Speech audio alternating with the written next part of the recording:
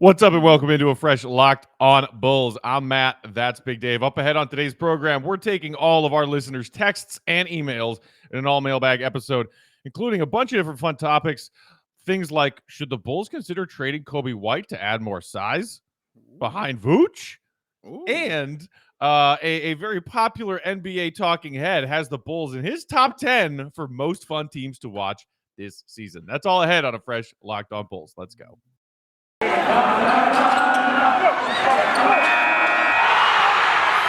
You are Locked On Bulls, your daily podcast on the Chicago Bulls, part of the Locked On Podcast Network, your team every day. Here are your hosts, Matt Peck and Big Dave Watson.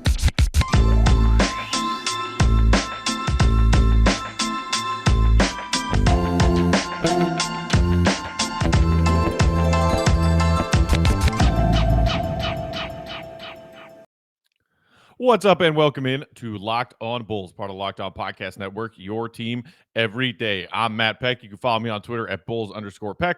You can follow my co-host Big Dave at BAWL, B-A-W-L Sports. You can follow us at Locked On Bulls. Shoot us an email, lockedonbulls@gmail.com, or hit us up in that text to voicemail line, 331-979-1369. Big Dave, I feel like this is the crazy time of year, October, sports, so many things going on. Condolences to your White Sox and White Sox fans everywhere.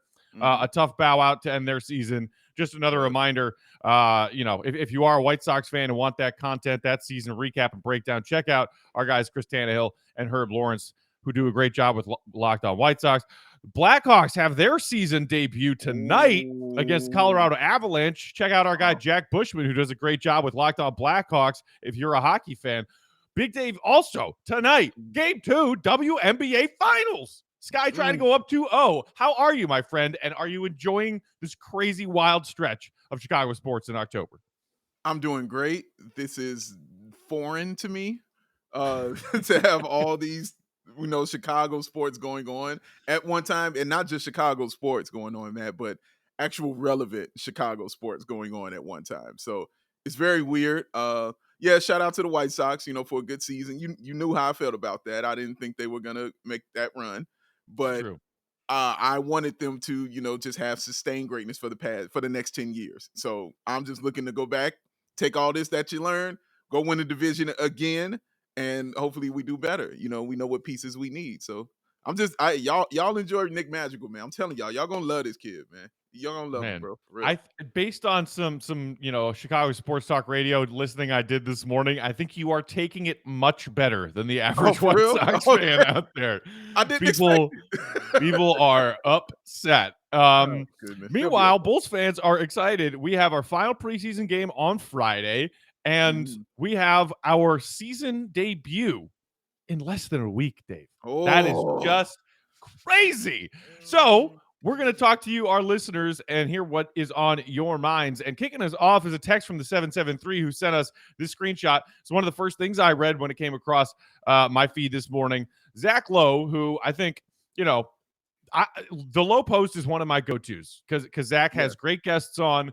I think he's level-headed for the most part with most of his takes. I enjoy Zach Lowe. And he also, with his columns on ESPN, breaks down basketball in a very simple yet informative and helpful way, instructful way, and he does it entertainingly. So every year he does his ranking of 30th to 1st of the league pass most exciting to watch teams every season. Okay. He just dropped his that annual column this morning, and guess who came in at number 8 in his NBA League Pass rankings? Because it is no other than our Chicago Bulls. Shout out to whoever it was in the 773 who texted us letting us know. Big Dave, I think this is great because we've heard a lot of naysayers from the national scope of what the Bulls have done this offseason. But here is a big NBA talking head saying that they are very excited to watch the Bulls this season. And you multiply that with the fact that the Bulls have some more nationally televised games this season. The Bulls are going to be a thing this year. And I think that matters.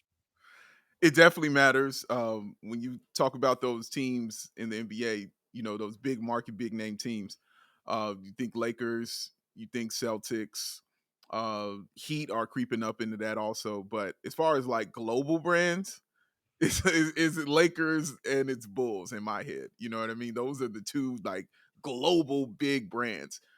And the Knicks. Knicks are definitely in that conversation as well. But that Bulls, man, when they're good, it's everywhere because Bulls fans are global. So it's going to be such a fun season, Matt. And you know what's funny about watching these national pundits, like, and everybody. I was just watching NBA TV, and they were doing their season previews for teams coming up. They always do one, and this time it was Greg Anthony and the host. They were doing the Chicago Bulls. Said all these things, all these glowing things, you know, like yeah. But Greg Anthony has them barely making the play in, not being a playoff team. And one of the things that he questioned was their leadership. He was like, where's the leadership going to come from? Interesting. Which is a question I didn't think about. And I was like, it's an interesting question, you know, about the leadership. And then I remembered Zach LaVine consistently talking about being a better leader and having leadership. I remember them talking about Lonzo Ball, basically calling him the general, the guy who they're going to follow. And then I also think about Billy Donovan, who's a really excellent leader.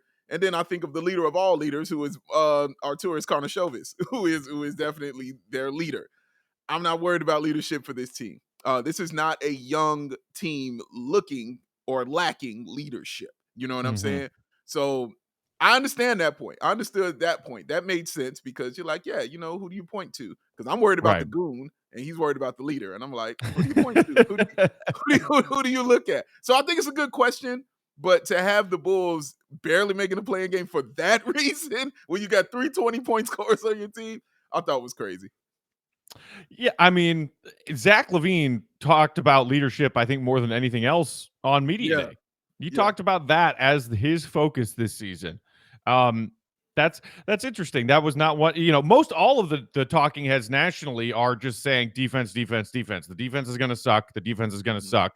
And it's like, just because Zach LaVine and DeMar DeRozan both have that label, and some other people might say that Vooch has that label as well. Yeah, you know, I think they're kind of missing the forest for the trees when you think about Billy Donovan and what he's been able to do as far as defensive success in his NBA coaching career, and the fact that this team arguably added defensive talent, not lost it this offseason. So, you know, but again, that is a wide range of believers and non-believers when it comes to what the Bulls are going to do this season. But just the fact that, you know, I guarantee you Zach Lowe is not the only person out there, whether they be an NBA journalist, reporter, or just a fan, who has the Bulls starred and selected in their which teams am I picking on League Pass this year? And that nobody was picking the Bulls on League Pass at any point over the last 4 years.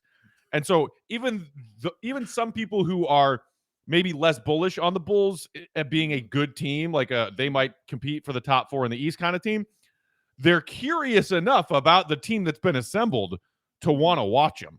And that will help this team get its way back to being relevant in the NBA, which they haven't been. So I love to see that because I always look forward to that Zach Lowe League Pass rankings every year. And I'm always, you know, certain that the Bulls are somewhere in the high 20s because nobody's, you know, well, here they are. Top 10 most, if you want to call it, most exciting / entertaining teams that people are looking forward to watching this year. That's a cool thing. And an Eastern Conference team. And an Eastern Conference team with that, Matt. You know, usually that stuff is reserved for the West. You know, 8 out of 10, you're like, oh yeah, 8 out of 10 teams are going to be the West. So the Bulls being in that top 10, going from nothing to basically a top 10 watchable team is what he's saying. The Bulls are top 10 watchable. So I think that's the biggest emphasis on that right there, man. Like, I want to watch you. And I'm excited to watch you and turn you on. We couldn't even say that last year or the year before. We couldn't even say we were just excited, you know, to turn it on. So you say it now, and now national pundits are telling you this, especially respected ones like Zach Lowe. Like, that's a thing, man. That's a big thing. All right, we've got a lot more to get to. We've got a fun Lonzo Ball question. I also teased that one about Coby White. We'll get to all those in a minute. But Big Dave with all Yeah. these sports you're watching, I don't know, me personally, sometimes I break a sweat just watching sports. If there's a lot going on, or if I'm mentally and emotionally invested in that game, I could break a sweat just watching sports. If I wanted to sweat less, where might I look? Wow, that's an excellent question, Matt. And I also out there can attest to this because I've hung around Matt, and he can definitely break a sweat going through and watching these sports. But fear not, my friend. Fear not, my tall friend. I have something for you. It is called Sweat Block. It is doctor created. It is doctor recommended. It works up to 7 days per use. And my favorite thing about it, that dry shirt guarantee. If Sweat Block does not keep you dry, guess what? You get your money back. That is awesome. Now, how does it work?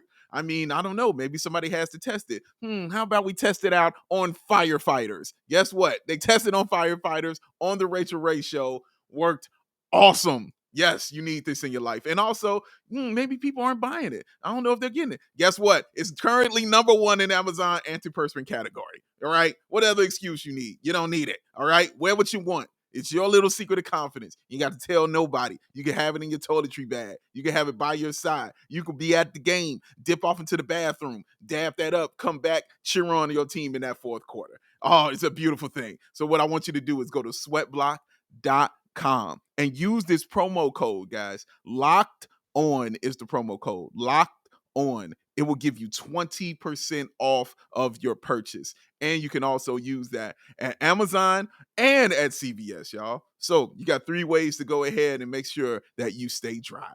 Sweat Block. Stop dripping. I like that. Stop dripping. Stop dripping. Don't stop the drip. That's the clothes, but stop dripping. Big Dave, this is an interesting comparison question. This text comes to us from the 630, who, by the way, I love this, kicks off their text by saying, parentheses, I'm not sober. Maybe a warning to the outlandishness of this player comp we're about to get. Okay. The 630 says Lonzo Ball should have just started his career here. He has potential to be what everyone thinks Ben Simmons is: length, playmaking, and defense. And Lonzo can actually shoot. Big Dave, I think this is the first time we've ever talked about a hypothetical Lonzo and Simmons comparison as far as what these players bring to the table. I mean, let's make one thing perfectly clear. Ben Simmons has all NBA on his resume. He's got 3 straight all-star seasons from 18 to 21. And he's basically been flirting with averaging 17, 8, and 8 for the last 3 years. Yes. That's big. However, I think there are some Bulls fans who think that if Lonzo, who is still just a pup, still improving, hasn't reached his prime yet, can maybe, tick up a few notches across the board. And we've seen what we've seen from him defensively. Essentially, a Ben Simmons kind of, jack of all trades player who can also knock it down at a close to 40% clip from 3, which is the one knock on Ben Simmons. Ooh, what are your thoughts on this player comp? I mean, it's a big knock too. Ben Simmons is a huge knock. It's a, gargantuan knock on the door. I don't think that's crazy. I don't think you're too drunk. Honestly, I understand where you're coming from. Now, I'm sure another one. You know what I'm saying? Right. Yo, man. Yeah. What time? 11:58 a.m. You go ahead, buddy. You go ahead. And also, man, Ben Simmons is also like all defense. Also, like he's been on a couple all defensive teams. I believe first teams, if I'm not mistaken in that. But yeah, he's awesome. But that's not terrible because you could kind of see that. As far as the thing Lonzo, I think, has a little more over Ben is the leadership. You know what I'm saying? Being the floor general like that. Ben is good at that, but it seems like he gets his in the flow, kind of. Like, I've seen him be that leader when Embiid has been off the floor and he's been on. I mean, as far as Embiid being hurt, and Ben has great numbers when Embiid isn't there, as far as scoring, rebounding, and assisting. He has really great numbers in that way. But Lonzo came into the league with that on him. They were calling him Jason Kidd without a jump shot. That's what he came into the league as. And so now he went like Jason Kidd. He went and got a jump shot and got it quicker than Jason Kidd did. And he's a threat. You know what I'm saying? Straight up and down threat. He's in a perfect situation.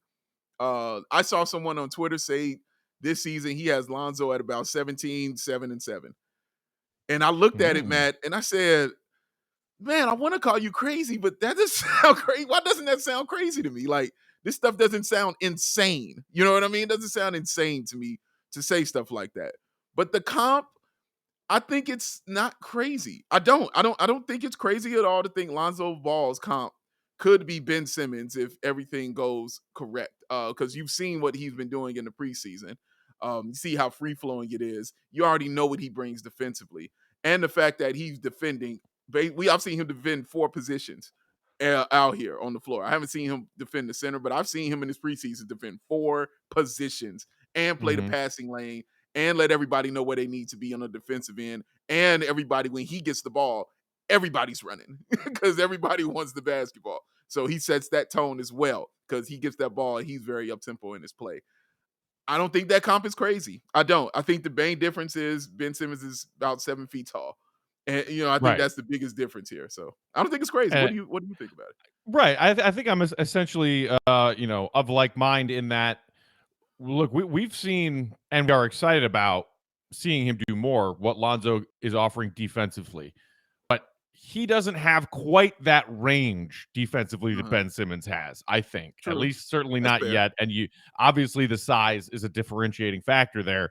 Fair. And you are right. Not only the one All-NBA selection and 3 All-Stars, last 2 seasons, first team All-Defense, Ben Simmons. Lonzo is not there. He is a good defensive player, and his presence is going to make the Bulls a better defensive team, especially on the perimeter where they were awful last year. Awful. That doesn't mean he is the same level of defensive star that Ben Simmons is. That's fair. But as far as looking at the whole package of what each player has to offer, Ben Simmons has more individual accolades. Lonzo doesn't have those accolades. Mm-hmm. Can I see Lonzo getting there someday? Yeah, I can. Right now, obviously, like, holdout and Philly headache aside, who's the more valuable player to their team, despite all this drama and what we saw from him in that playoff series against Atlanta?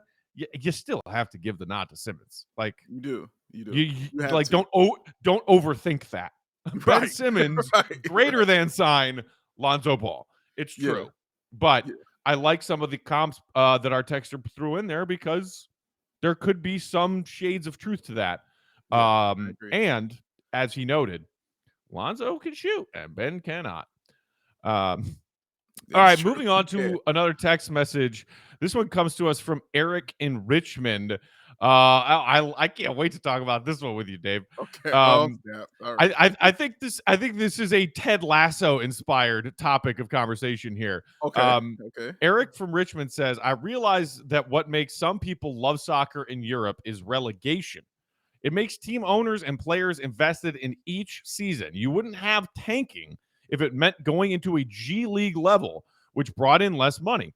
And even fans of bad teams would be invested in seeing their team avoid relegation, even if they had no chance to make the playoffs. So, okay, Big Dave, I know that you're not a soccer guy. I've been trying for the entirety of our friendship to get you to watch soccer, but that is a thing that's starting to creep in to American professional sports leagues. And I think a lot of it is because everybody's watching Ted Lasso and loving it, even if they don't love watching the sport of soccer, because a big storyline has been what happens to a team that's fighting to avoid relegation or trying to get back into the Premier League from being relegated, which is not a concept that exists in American professional sports. And that is partly why people think tanking exists. Let's suck on purpose so that hopefully we win the draft lottery and add the best talent available of the next crop of young rising star players in our country. What do you think about this concept as a way to potentially get rid of tanking once and for all? Because we've seen the NBA make so many different efforts in so many different ways to de-incentivize tanking. Obviously, the shaving off and flattening of that curve of the draft lottery odds by position is a big part of that. What do you think about this concept of, hey, instead of getting the most ping pong balls for next year's lottery, if you suck, we're sending you to this lower league that does not have the money and the amenities that the NBA has.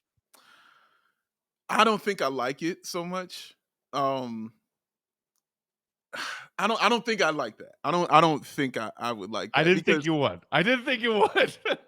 I'm thinking about where the Bulls were. I think that's why I'm kind of internalizing everything, because I'm thinking about strictly the Bulls here.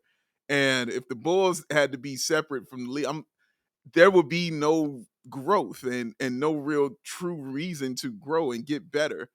Look what it took. First of all, look what it took for the Bulls to have to go ahead and get better. Look what it actually took for them to go through it. They were going to be people resigning. Correct. Correct. Certain coaches and GMs being fired. Mm-hmm. It had to be a whole process. And what kicked all of it off, Matt? Bad publicity. That's what kicked everything off. That All-Star game, being on the national media stage for the first time, and I don't know how long, but being on that stage and then having bad publicity from the fans, and then seeing people not showing up, you know what I'm saying, to the games and things like that. When they started to hurt the pockets, then things started to change a little bit. So that's what kind of kicked it off. It wasn't the fact that they were bad. That's not what did it. It wasn't the fact that they were just a team that sucked. You saw who our coach was. Like, they weren't concerned. They were not concerned with trying to elevate and get better. They were concerned with kind of being middle of the Packers, and things like that, middle of the pack type team. So that didn't incentivize the Bulls to want to go out and get better. Losing did not do that, because we sat here and yelled about them losing constantly for years and how terrible it was. It was never that. It was the money and it was bad publicity. So that doesn't hurt a team like them. And also, if that's the case, you could think of teams like Sacramento, you know what I'm saying? Like, who are just always, struggling, except for that awesome time they had in the early 2000s. But teams like that who are always struggling, how does that help them, try to get better? Like, they're just going to suck forever? Like I don't, because it feels like that's what's going on now. But even though they have a lot of talent, around them and things like that. But they got Luke Walton as their coach. Like, they have bad, ownership. They have bad GM. They have Vlade Divac basically, rip that team apart, with the Luka Doncic thing. So that stuff, I don't think the losing, Matt, is what's incentivizing them to move forward. It has to be something else. I don't know what it is. I'm not a Sacramento Kings fan. Go listen to Locked On Kings, please.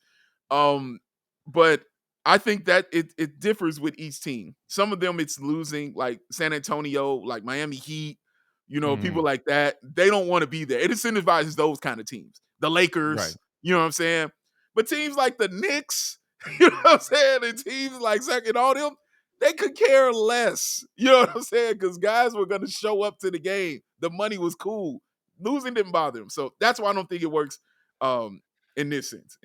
Yeah, I mean, you are spot on in your observation of the way that works. Essentially, the rich get richer and the poor stay the poor when it comes to that relegation system. Because, like, in EPL, for example, Manchester United, Manchester City, Chelsea, like, those are, the equivalent of Lakers, Clippers, Knicks, Heat, whatever. Those teams have the money to be able to pay the highest transfer fees. We want Ronaldo to come play for us. Here's a gazillion dollars for the transfer fee, and here's a gazillion dollars every week to pay the player's salary. That, like, in the NBA, they're trying to create more parity and level the playing field a little bit. But I like, our pal John still thinks, like, dude, whatever. There's like two teams to get free agents. It's still rigged. The rich always stay rich and the poor stay the poor. It's just a different strategy. Honestly, I am curious enough that I want to see them do that. I would love that. Okay. Because guess what? If I know it's harder to make something out of less when it comes to what your team's what your organization's resources have. Whereas the Bulls, a big market team, a global team valued in the several billions of dollars with a B, can still operate like a mom and pop shit team and put out an awful basketball product. So guess what? In that instance, if you suck, then you deserve to suck. We're not going to rescue you with the draft lottery. Go suck and wallow in the G League or equivalent and until you hire people that can help you start to get your stuff together. Let me ask a question because again, I don't know anything about soccer. Let me ask this question. So if a guy like Ronaldo, because you mentioned transition fees, is that what you said? Transfer fees, yeah. Transfer fees, thank you.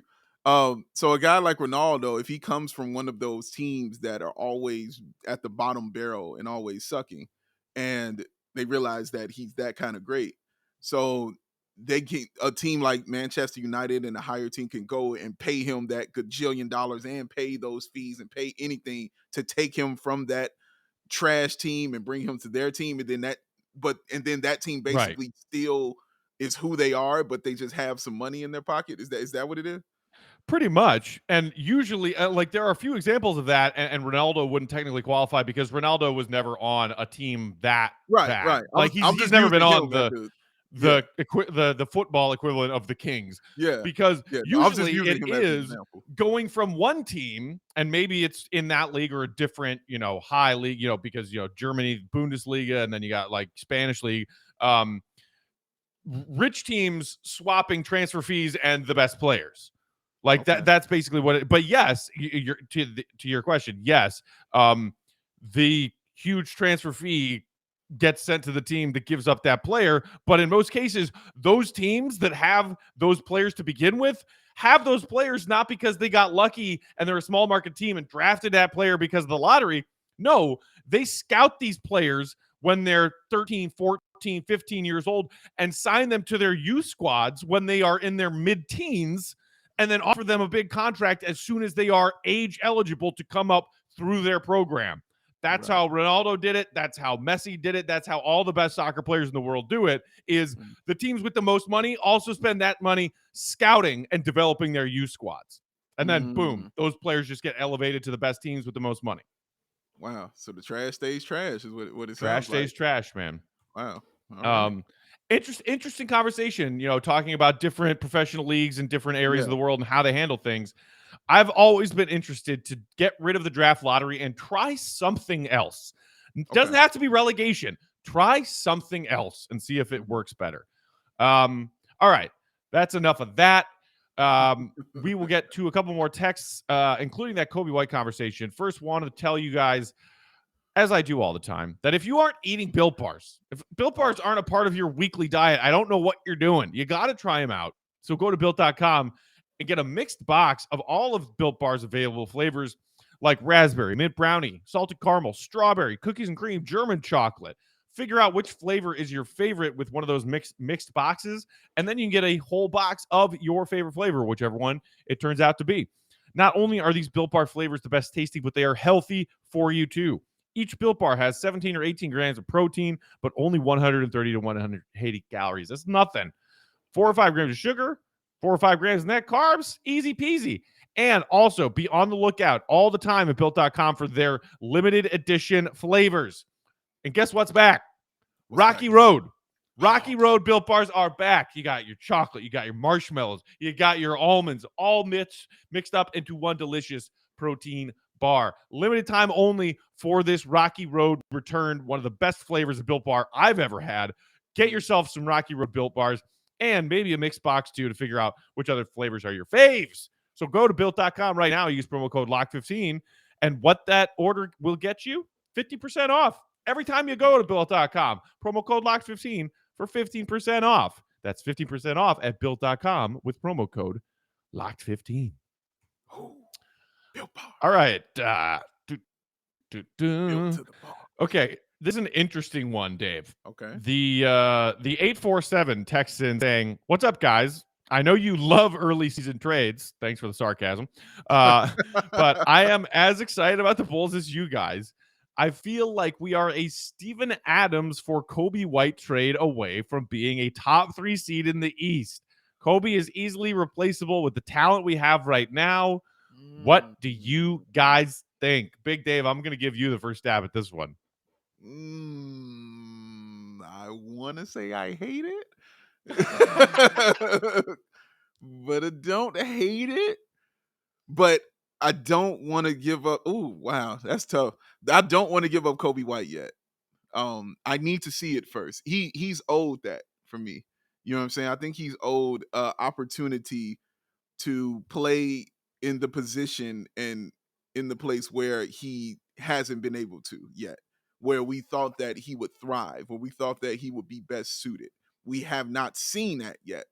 He was robbed of his rookie season because of COVID happening, and in year two, he was the starting point guard, and I feel he was robbed of that because he was better than the person behind him, Sadaransky. So and they were asking him to, and they were trying to figure out who he really was at the same time.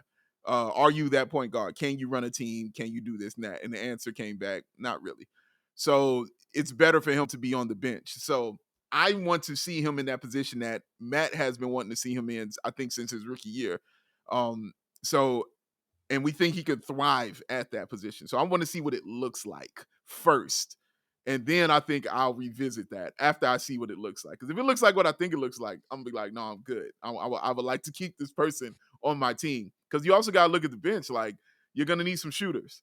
We talked about that. With that second unit, even if you leave in DeMar DeRozan, you're still going to need shooters, because DeMar's facilitating was awesome with the Spurs because they were surrounded by shooters. So when he drove and kicked, guess what? Lonnie Walker, Patty Mills, those kind of guys were shooting the ball, and those are pretty solid 3-point shooters. So I would like for him to have that opportunity with the second unit to see if he is what we kind of think he is and see if he can thrive in that position. But after that, dude, I've always loved Steven Adams, okay? The dude is a monster, all right? And him coming off the bench behind Vooch is the perfect. Oh, it's I would love it. That's why I kind of hesitated, because I'm like, ooh, I can see that fit right there. That is an excellent fit.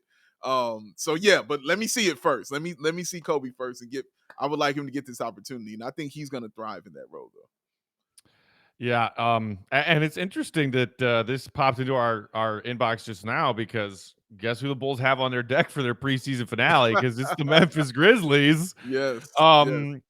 Which and it's Adams has had a weird recent couple of years in the NBA. After all those years in OKC, he's now bounced around. Signed that deal with the Pelicans. Gets traded. He's with Memphis. So okay, I am with you on the have always loved Steven Adams. I don't think there's a single person in the NBA who sets a better screen and just does that kind of little stuff on the floor than Steven Adams does. Much like Robin Lopez, I think, like, not a guy who he's going to give you 18 rebounds a game, but the way that he uses his body, he frees up rebounds for a lot of his teammates to get out and go, which I think was always a key for those Oklahoma City Thunder teams. Great point. My God, I have nightmares about running into a brick wall Steven Adams screen playing a game of pickup basketball. Like, seriously, that's a dream that I've had. The man is terrifying, but I would love to see him in a Bulls jersey. Here's where this fun little trade hypothetical loses me. Sure. I do think that Coby White is a piece that the Bulls have at their disposal if they wanted to make a midseason trade this year. This is one of those examples to me of both teams want to make that trade. Now, is Steven Adams expendable because it's more so about Jaren Jackson Jr. right now? I mean, maybe. But what is so enticing about Coby White right now? And then here's the other little wrinkle to that. At some point between Coby White coming back from his shoulder surgery and the deadline, he needs to earn his way into Billy Donovan's rotation and prove that the shoulder is fine and his game is where it was and getting better, not stagnating, when it comes to what kind of trade value might Coby White have on the market this upcoming season if the Bulls want to use him and dangle him to complement their roster in another way. Right. Okay. I can see that. That's an excellent way of looking at it. And you're right about the shoulder, because I keep forgetting about the shoulder. I'm not forgetting about the injury, but about the time it might take for him, to get back to where we can see him like, oh, okay, yeah, now we get an opportunity to see you like that. So, yeah, we've been robbed about 3 straight years of watching Coby White in a position doing what he wants, whether it's a global pandemic, whether is them figuring out who he is or whether it's an injury. He hasn't had that opportunity yet to be in that position where we think he can thrive. But yeah, Steven Adams, man, dude, I've always loved Steven Adams, man. He really is a brick wall. Like, I watched Draymond Green try to destroy his lower regions, and he just kept coming back every single time, and I don't know how. He kept doing that. That man was taking so much punishment and just staying on the floor, man. And I think Matt also loves him because if you put him and Joakim Noah in Aquaman 2, they would pretty much be brothers. Like, I think they should both be in that movie, by the way. But yeah, they kind of got a similar look. I think Matt also is looking at that as well. Oh, do you think that might just have a little something to do with the fact that I'm a big Steven Adams fan? Is that I see that guy and I see his game and I just am like, whoo, getting a lot of Joakim Noah vibes over here. Which, speaking of, before we hit record of this very episode, Big Dave was like, "Oh, Matt, by the way, you still want to go to that Joakim game?" And like he said, Joakim game like really quickly, and at first I didn't hear him, and then I heard what he said, and then I realized what he was talking about, and then I said, "Yeah, obviously, when is it?" And he was like, "I think it's a Thursday," and I was like, "No, like what date and like what month?" He was like, "Oh, it's later this month. It's like towards the end of October," and I had a rush of adrenaline. My heart rate increased substantially, and like I got goosebumps and hair standing on my neck just thinking about going to Joakim Noah's retirement ceremony night. Just to give y'all yet another example of how much of a problem I have with my obsession with one Joakim Noah. Let me tell you, as somebody who watched it happen live, I was like, whoa. I was like, yo, he's not even at the game. The game is 2 weeks away. He's not even there. And he showed a level of satisfaction and joy just from the idea of actually going and being in the same building to see this man, Joakim Noah. I would be lying if I said I wasn't a little bit scared. It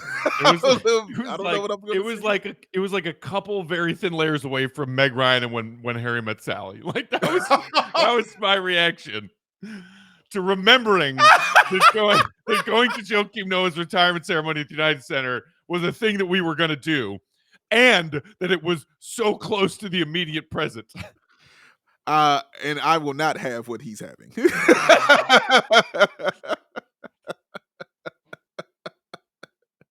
It's too early. I'm okay. But man, just that's the bull fandom of Matt Peck right there. And honestly, it's gonna be something to see, something to behold. I honestly do want to see this, man, because that's a big night. They're playing the Knicks. So Derrick Rose will be there too. Right. So Taj Gibson will be there too. You knew they had to schedule it for when Taj, D Rose, and Tibbs were going to be in town. Yeah, they did it right. Like they're doing it right. Another example of them doing stuff right. They're doing this right. You know what I'm saying? And they're getting it out. And they're doing it at a time where the weather should be solid too. You know what I mean? Like it shouldn't be anything that's impeding that progress of people getting to the game and showing up. So it's going to be a big game, man. And oh man, that's going to be a big night. That's going to be a big one. I like it just happened to me again, like another little mini heart flutter just now. Speaking of D Rose, before we get out of here, did you see that he got engaged on the Madison Square Garden floor yesterday? I did not. Or I think it was yesterday. The Instagram post was yesterday anyway. Oh, wow. Yeah, he and his girlfriend, who I think he's been with for a while now, has a child with her. He pulled a Mr. Deeds and had like a fancy, like, romantic dinner for two set up on the court at Madison, on the Knicks floor at Madison Square Garden, and proposed to her in that fashion. Which, like, I don't know if he had to ask Adam Sandler first to, like, if he could steal his move. Because, like, I mean, come on, that's classic Mr. Deeds right there. But but more important part of the story, she said yes, Derrick Rose is engaged. Congrats to D Rose. And yeah, congrats. I mean, him and the whole old crew being in town for nope, yeah, I can't think about it again. Look at him, man. Look at him, man. Look at him. Gonna get too emotional. You own the jet. Thank you to everybody who hit us up on that text line, as well as sending us some emails. You can be part of the show too if you email us lockedonbulls@gmail.com or that text to voicemail line 331-979-1369. You can follow us on Twitter. I'm at Bulls_Peck. He is at Bow, BAWL Sports. Bow. We are at Locked on Bulls. Until next time, I'm Matt. That's Dave. Thanks for listening as always, Bulls Nation. See Red be good. Peace out. Let's go, Sky. Sky!